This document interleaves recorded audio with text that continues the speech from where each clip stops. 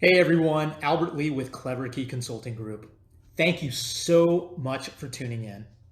As you know, we are creating a series of videos addressing how we can make improvements within our lives with the hope that those improvements will benefit our professional lives.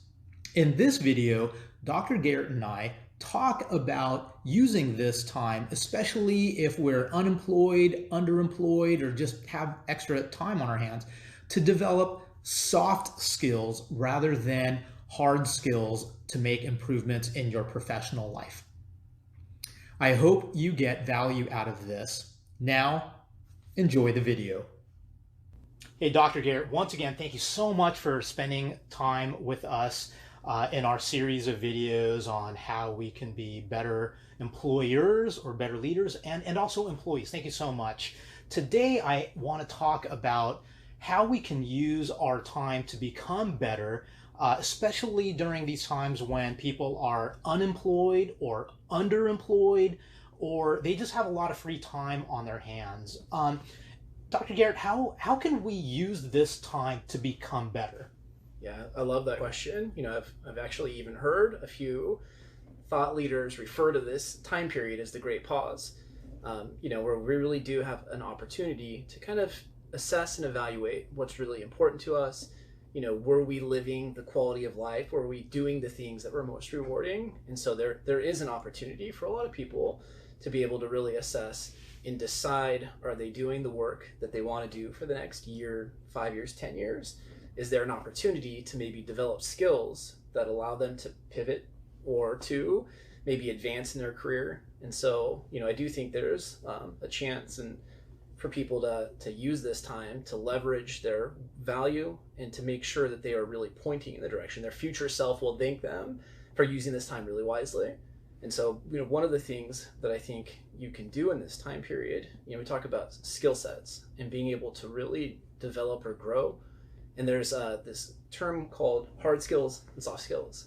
And so I think right now there is an awesome opportunity to really, develop. And if I think where I want to go with this is I think there's an awesome opportunity to develop soft skills in particular. I think it's always great if you can develop both. That's the best possible scenario. But if you had to choose between the two, I think taking this opportunity to really work on your soft skills is going to be the best use of your time and where you're going to get the greatest value going forward. So, what are some examples of specific soft skills? Are there a handful of them that you would suggest? What could those be? Yeah, there's certainly a huge list of quote unquote soft skills. I think some of the ones that tend to get talked about the most, especially in regards to creating the best work environment, to adding value in the workplace, emotional intelligence.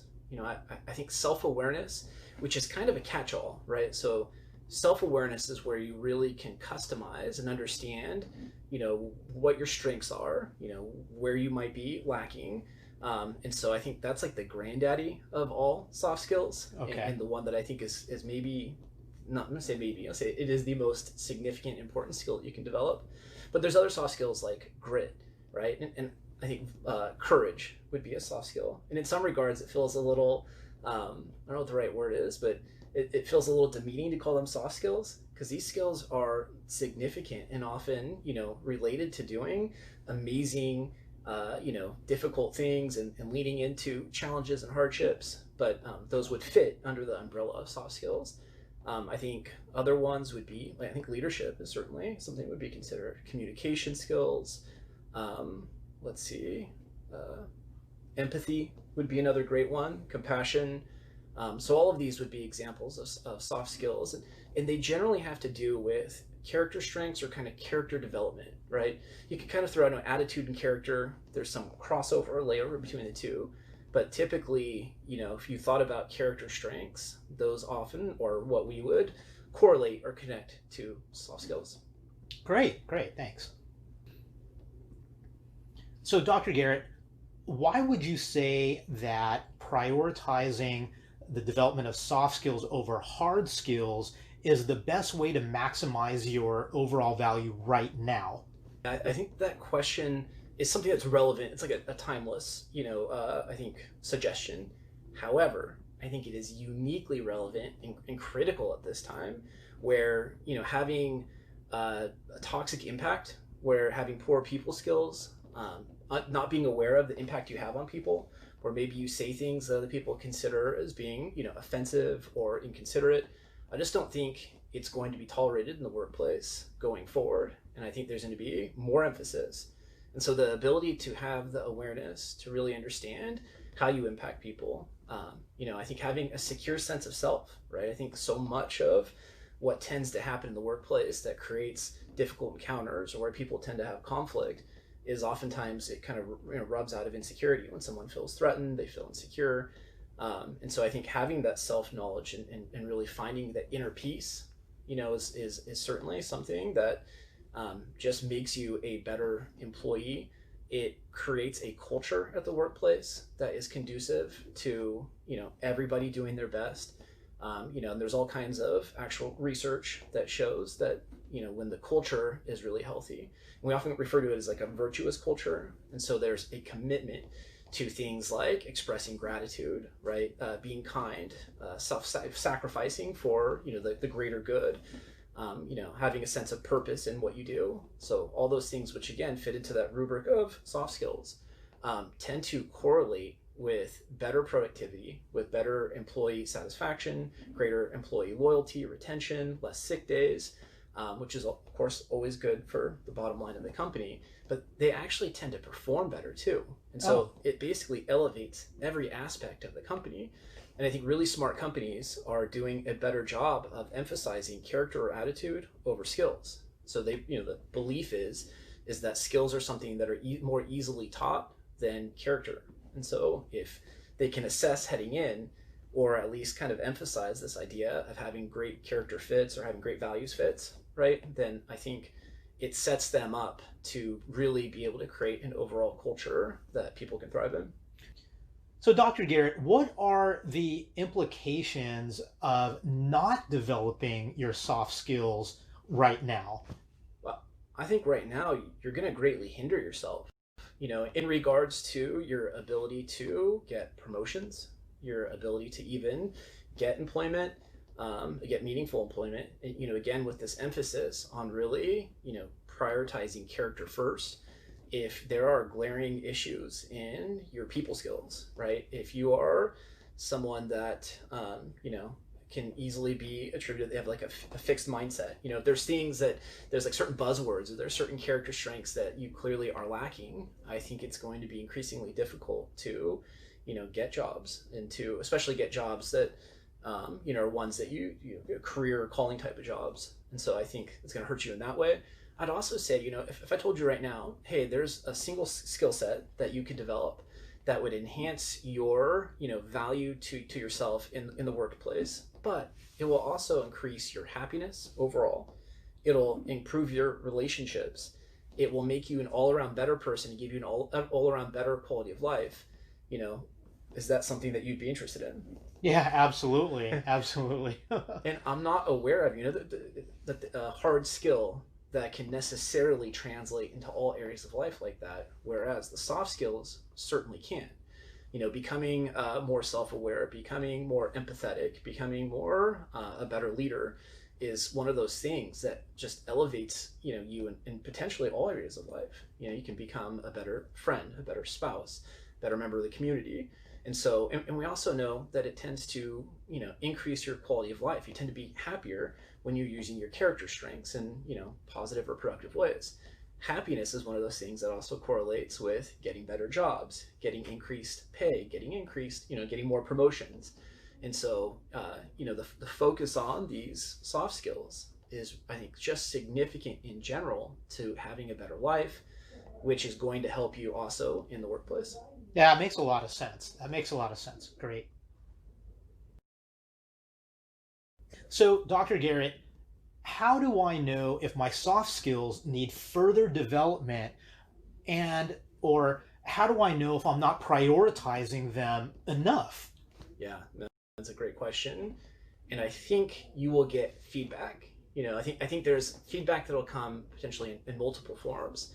I think you'll certainly get feedback in the interpersonal space, right? So in the workplace, maybe you're getting feedback. Initially, it might be subtle, right? In that, why does this person seem to, kind of seem uncomfortable around me? Or, why do I seem to have conflict with, so and so? And so those should be indicators. And that doesn't always mean that it is a deficit or an issue of underdevelopment of soft skills, but I think it's certainly an opportunity to do some self-reflection and to take some time to say, hey, what might I be contributing to this, and is there some character strength that I can develop that would help me to grow in this area and maybe change the dynamic. I also think that when we are out of alignment, like when we are maybe underdeveloped in a certain area and it's causing tension either in relationships, I also think it tends to create an inner tension. Right. Okay. If you think for a moment about, chiropractic, and I'm not, necessarily suggesting chiropractic for anyone, but the concept of alignment, right? When your spine is in alignment, the idea is that you just feel better. You feel more energized. You're able to flow and kind of be more active, and you just all around are healthier when your spine is in alignment. I think the same thing when you are in alignment with, kind of your values, and you have clarity on motivation. You feel like you have purpose in what you do. You feel the same thing. I think there's alignment. You have inner clarity and inner peace, and you'll feel it. And I think, that when you are out of alignment with that, I think you will also notice that. It'll show up, again, oftentimes in subtle ways, that you're having difficulty sleeping, that you feel tense, that you're feeling a lot of guilt or fear or things like that. I think those are really often signs that we are in some way, out of alignment or off course. And, ideally, you have some mechanism of daily reflection to be able to just say, how did I do today? Like, in what ways was I in alignment with my core values? And, what way did I feel like I was being virtuous and doing it with, the right mindset?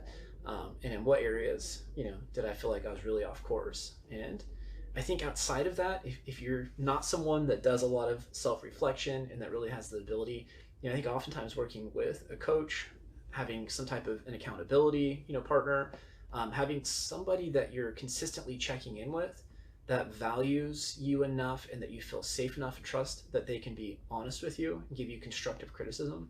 I know that has been one of the most valuable forms of growth that I've experienced in welcoming. It doesn't always feel good to get that constructive criticism and feedback, but man, it is so incredibly, rich in really giving me insight into things that I just sometimes am blind to or I can't see. And so I think having people like that in your life that really can speak into you, that can help you to, point out where you might be, lacking in that soft skill development is invaluable. Yeah. So, Dr. Garrett, I know that some of our viewers are unemployed or underemployed. What types of soft skills do you want them to prioritize if you're looking for a new job? Yeah, I think that the most significant, and I may have referenced this a little bit earlier, but the most important soft skill that I believe you can develop is really self-awareness. So, and the way that I would frame that is by starting off with the foundation of really defining your core values, right?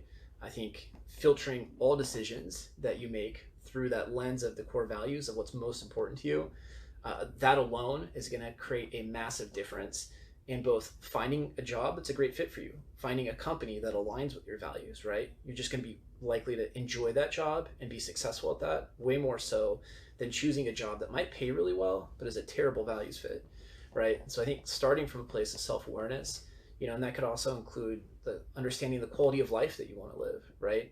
How much do you value freedom? Do you want flexibility? Is the opportunity for advancement something that's really significant? So the more that you know what motivates you, you have a sense of like what your purpose is, the impact you want to have on people, the types of relationships that you want to establish, it really empowers you then at that point to be much more intentional. I think without that, a lot of times you go on job interviews, right? And if you don't really know whether it's a good fit, you often just are in a position of like, will you accept me? Will you accept me, right? And you often take either the first offer or the best paying offer. And I just think that that's maybe a little bit of a backwards way of doing it. I get it. I've done it many times myself. But I think when you start off by first really developing, taking some time to invest in becoming self-aware, I think that you are going to really position yourself to be, almost when you're interviewing, it's like you're, interviewing them to make sure it's a good match. And I think you're going to come off more confident that way. I think your ability to answer questions in a way that's like really comes off with clarity and confidence is just going to be improved. So, there's my case for, I think, self-awareness being, in addition to that, one of the things that's going to come up, I think, a lot for a lot of companies is this concept of growth mindset. Okay. So just how do you deal with adversity, right? When you have a setback, are you the type of person that tends to quit easily, or do you see that success is just a byproduct of, effort and hard work? More and more companies really understand how important it is to have a group of people that all share kind of a growth mindset. Grit is one of those things that is highly correlated with success. So, grit being about, passion and perseverance, and matching that together towards meaningful goals. But, if I take a step back from both of those, which, if you develop either one of those, it'd be amazing. It would have incredible benefits for you. Sure. But I think starting off with self-awareness, I know I've seen, I love to quote Oprah. So I saw where, in reflection of the thousands of guests that she's had on her show over the years and all these successful individuals that have come on, she was doing kind of like a qualitative analysis to say what was the most consistent feedback that her guests gave that were attributable to their success. And self-awareness or self-awareness was like easily the number one response. Oh, wow. Gave. Okay. And then I've also seen in, studies of the highest, the most successful and effective leaders in the business realm, that self-awareness was also the greatest skill set that was attributable to their success. And so, I really think self-awareness, I'm kind of repeating myself here. Sure, Let me say self-awareness one more time. I think is really But it's so important. That's what I understand. Yeah. Hey everyone, thanks for watching part 1 of this topic. Check back with us shortly because we're going to release the second half, which is geared towards leaders and soon to be leaders. We'll see you for part number 2.